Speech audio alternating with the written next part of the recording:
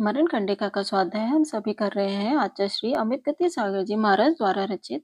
मंगलम भगवान वीरो मंगलम गौतमो गणी मंगलम कुंद कुंधार्यो जैन धर्मोस्तु मंगलम सर्व मंगल मंगलयाम सर्व कल्याणकारिकम प्रधानम सर्व धर्माणम जैनम जयतु शासनम जैनम जयतु शासनम जैनम जयतु शासनम। यहाँ हमारा कथन व्यवहारिक कथन शुरू होगा। जो सविस्तार 5 भेद वाले व्यवहार को जानता है तथा जिसने बहुत बार शिष्य मंडली को प्रायश्चित दिया है, अपने गुरु का प्रायश्चित देने का क्रम भी जिसने भलीभांति देखा है, वह निर्यापक आचार्य व्यवहारी कहा जाता है। आगे व्यवहार के 5 भेद बताते हैं। यहाँ पर व्यवहार शब्द का अर्थ प्रायश्चित समझना चाहिए। उस प्रायश्चित के 5 भेद हैं: जिद, श्रुत, आज्ञा, आगम और धारणा। इन 5 प्रायश्चितों का सविस्तार वर्णन सूत्रों में निर्दिष्ट है, उन्हें वहीं से जानना चाहिए। विशेषार्थ मूल आराधना दर्पण में इन प्रायश्चितों का किंचित उल्लेख किया है। 72 पुरुषों के द्वारा जो प्रायश्चित विधि प्रवर्तित हो रही है अथवा 72 आचार्यों द्वारा जिसका विधान किया है, उसको वर्तमान के आचार्य कहते हैं। ऐसे प्राचीन प्रायश्चित विधि को जिद प्रायश्चित कहते हैं। 14 पूर्व में जिसका वर्णन है वह श्रुत प्रायश्चित है। 11 अंगों में जो वर्णित है वह आगम प्रायश्चित विधि है। अन्य किसी स्थान में रहने वाले आचार्य अपने बड़े प्रमुख शिष्यों को दोष बतलाकर उसकी किसी दूसरे स्थान में स्थिति आचार्यों के पास भेज देते हैं। वे आचार्य दोषानुसार प्रायश्चित विधि बतलाकर उक्त शिष्य को वापस लौटाते हैं। वह आज्ञा प्रायश्चित है, अर्थात आचार्यों को प्रायश्चित लेने का अवसर आया है, उनको अन्य आचार्य के समीप जाने की शक्ति या समय नहीं है। ऐसी स्थिति में अपने ज्येष्ठ शिष्यों को दोषों का विवरण देकर अन्य आचार्यों के निकट भेज देते हैं। वहां वे अपने गुरु के अभिप्राय एवं आलोचना के अनुसार सब बात कह देते हैं और उन्होंने जो भी प्रायश्चित दिया उसको लौटकर गुरु के लिए निवेदन कर देते हैं। इस तरह की विधि को आज्ञा प्रायश्चित कहते हैं। कोई साधु या आचार्य किसी कारणवश अकेला है और उसके जंघावल समाप्त हो चुका है, अन्यत्र नहीं जा सकता, तब वह पहले प्रायश्चित विधि को जैसा सुना और देखा था वैसे अपने दोष अनुसार ग्रहण करता है। यह धारणा नाम का प्रायश्चित कहलाता है। प्रायश्चित देने की विधि द्रव्य, क्षेत्र, काल, भाव, उद्यमशीलता, सहनन, उत्साह, दीक्षा काल और श्रुत ज्ञान ये सब किस पुरुष में किस प्रकार के हैं, अर्थात इस शिष्य ने किस द्रव्य का आश्रय लेकर कौन सा दोष किया है, कौन सा क्षेत्र है निषिद्ध क्षेत्र में गया है, इत्यादि बातों का विचार प्रायश्चित देने वाले आचार्य करते हैं। व्यवहार में विशारद ऐसा आचार्य राग भाव और द्वेष भाव को दूर कर विधि पूर्वक प्रायश्चित देते हैं। विशेषार्थ यतिजन अपने महाव्रत आदि में अतिचार लगने पर प्रायश्चित लेते हैं। अतिचार या दोष द्रव्य, क्षेत्र आदि के आश्रय से हुआ करता है। संचित वस्तु का उपयोग करने से द्रव्य प्रतिसेवना अर्थात द्रव्य अतिचार होता है। वर्षा योग में 2 कोश से अधिक गमन करना अथवा साधु के लिए सदा ही जो क्षेत्र निषेध है उसमें यदि चला जाए तो क्षेत्र प्रतिसेवना होता है। आवश्यक क्रिया के काल का उल्लंघन होना आदि रूप काल प्रतिसेवन है। प्रमाद भाव, दर्प भय इत्यादि भाव प्रतिसेवना कहलाती है। इन सब कारणों को आचार्य देखते हैं कि इस शिष्य ने द्रव्य प्रतिसेवना की है या क्षेत्र प्रतिसेवना, तथा आचार्य यह भी देखते हैं कि यह यति प्रायश्चित लेने में किस भाव से प्रवृत्त हुआ है, साथ रहना चाहता है इसलिए अथवा यश के लिए या केवल कर्म निर्जरा के लिए। आचार्य यह भी देखकर प्रायश्चित के लिए कितना उत्साह है, इस शिष्य का दीक्षा काल कितना हो चुका है, शुद्ध ज्ञान कम है या अधिक, वैराग्यशील है या नहीं, सहनन कैसा है, इन सब विषयों को ज्ञात कर यथायोग्य तद दोष अनुसार आचार्य प्रायश्चित देते हैं। यह योग्यता व्यवहार ग्रंथ प्रायश्चित ग्रंथों में निपुणता होने पर होती है, अतः आचार्यों को व्यावहारिक होना चाहिए। जो व्यवहार शास्त्र प्रायश्चित शास्त्रों को नहीं जानता, वह आचार्य यदि प्रायश्चित देता है तो वह अपयश को प्राप्त कर अंत में घोर संसार में डूब जाता है। शास्त्र ज्ञान बिना आचार्य प्रायश्चित देगा तो लोग कहेंगे यह मुख से जो आया वह दंड देता है, किस अपराध का कौन सा प्रायश्चित है और इसे ज्ञात ही नहीं, यह मुनि की शुद्धि क्या करेगा, यह व्यर्थ ही मुनि को कष्ट देता है इत्यादि रूप आकीर्ति अज्ञानी आचार्य प्रायश्चित देवे तो होती है। अयोग्य कार्य करने से उसका संसार भ्रमण भी बढ़ता है। व्यवहार को जानने वाले आचार्य अन्य को प्रायश्चित देकर शुद्ध करने में समर्थ नहीं हो सकता। चिकित्सा को नहीं जानने वाला पुरुष क्या रोगग्रस्त की चिकित्सा इलाज कर सकता है? नहीं कर सकता।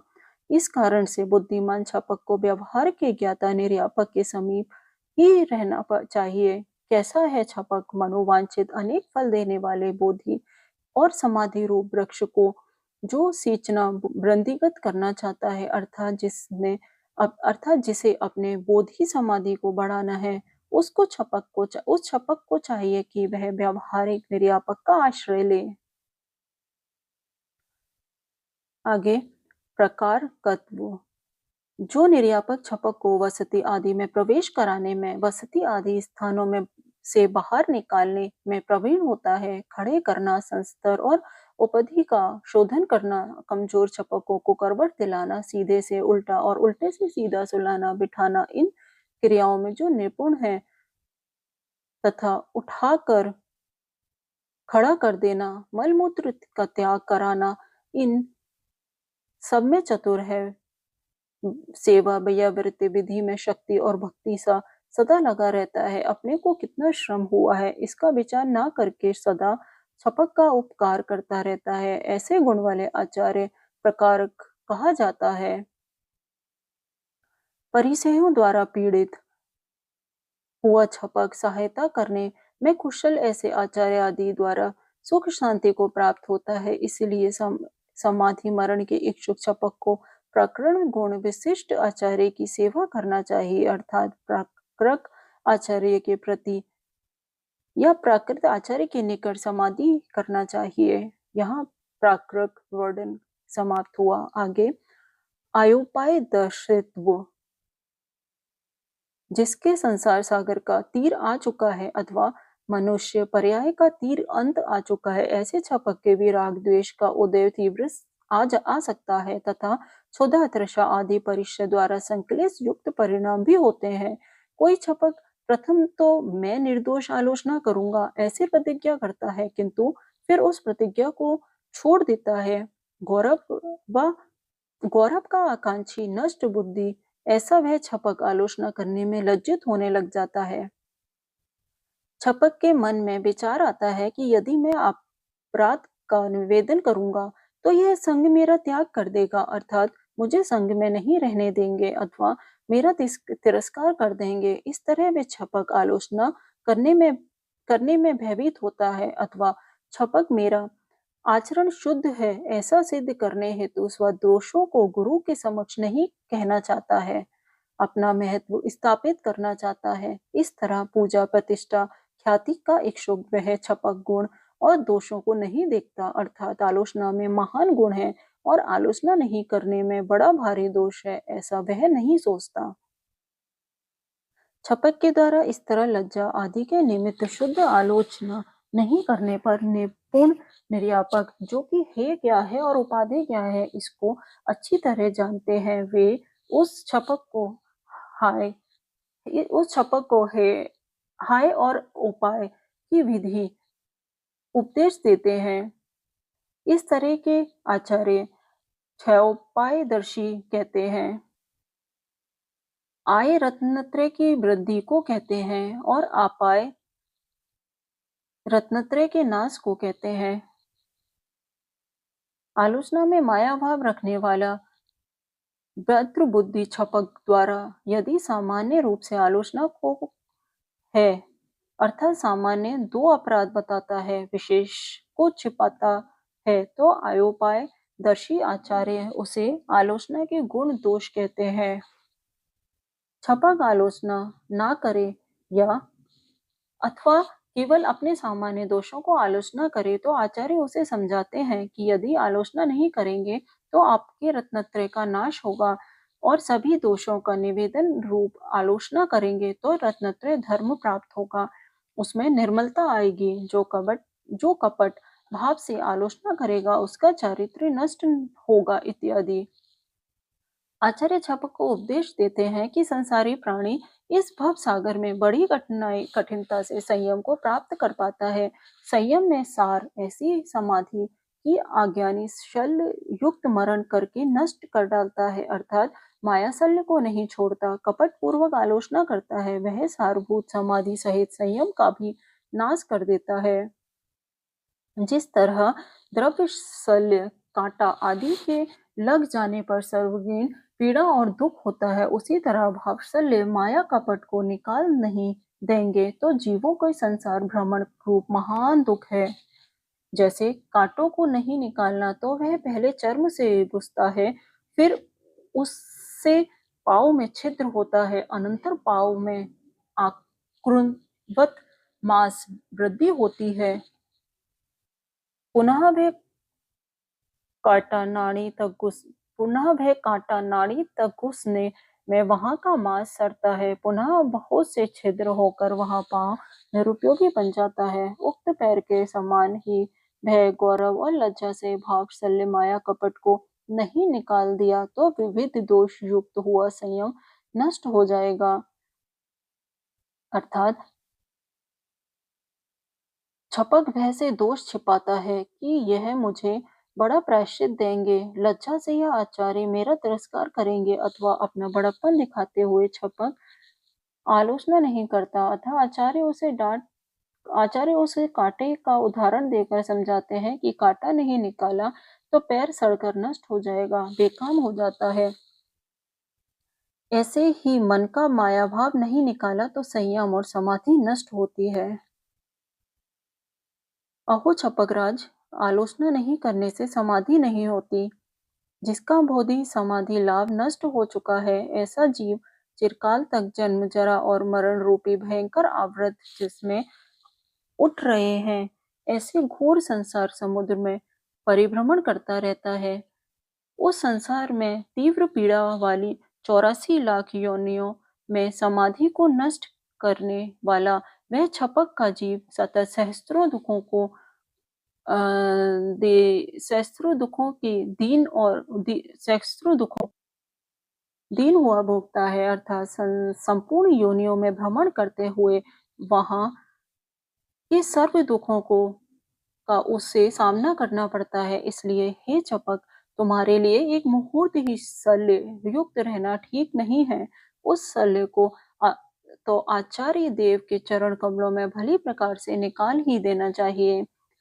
जी जिनेन्द्र देव को वाणों में श्रद्धावान है, जरा मरण से भयभीत है, भय और लज्जा को दूर करने वाले हैं, मार्दव आर्जव युक्त हैं, संसार स्वरूप के चिंतन से संवेग और वैराग्य को प्राप्त हुए हैं। ऐसे बुद्धिमान छपक आलोचना करके पुनर्भव रूपी लता की जड़ को उखाड़ कर फेंक देते हैं और संसार सागर से पार हो जाते हैं, अर्थात भाव शल्य जो माया छल छप कपट है उसको छोड़ने में शुद्ध आलोचना पूर्वक समाधि मरण होता है, उससे संसार भ्रमण समाप्त हो जाता है।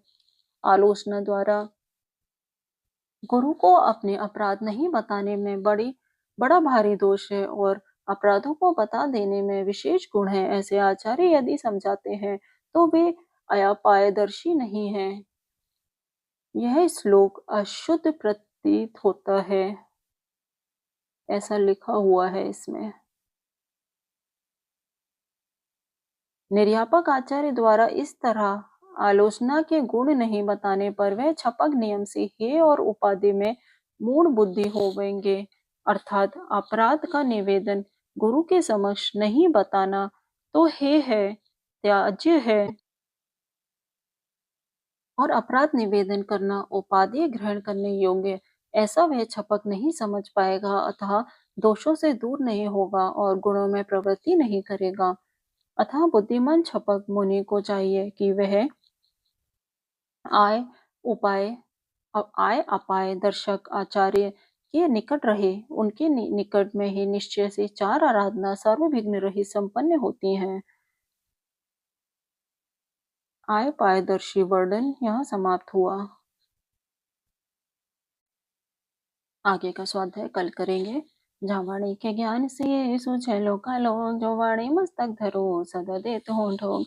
ए जिन वाणी भारती तो है जपू दिन रे, जो तेरी शरण आ गए सो पावे सुख चैन। जो तेरी शरण आ गए सो पावे सुख चैन, जो तेरी शरण आ गए सो पावे सुख। नौवा नमोकार मंत्र।